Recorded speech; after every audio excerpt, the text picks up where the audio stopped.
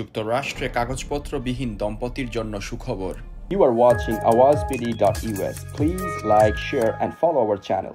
Second action I'm announcing today was about keeping families together. My dad used to have an expression. He said, Joey, family's about the beginning, middle, and the end. About keeping couples together who are married, where one spouse is a U.S. citizen, the other is undocumented. They've been living in the United States for at least 10 years. These couples have been raising families, sending their kids to church and school, paying taxes, contributing to our country for 10 years or more. Matter of fact, the average time they've spent here is 23 years, people are affected today.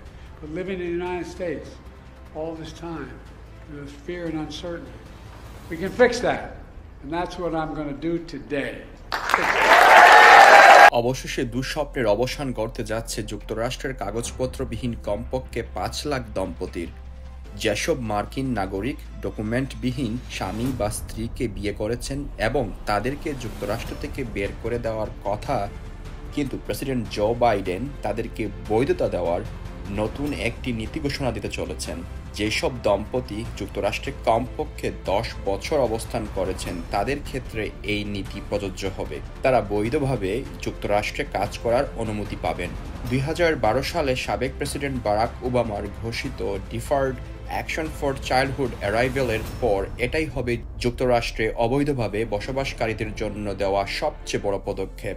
White house মনে করছে এতে উপকৃত হবেন কমপক্ষে 5 লাখ দম্পতি এবং কোনো মার্কিনীকে বিয়ে করার পর জন্ম নেওয়া সন্তান যাদের বয়স 21 বছরের নিচে।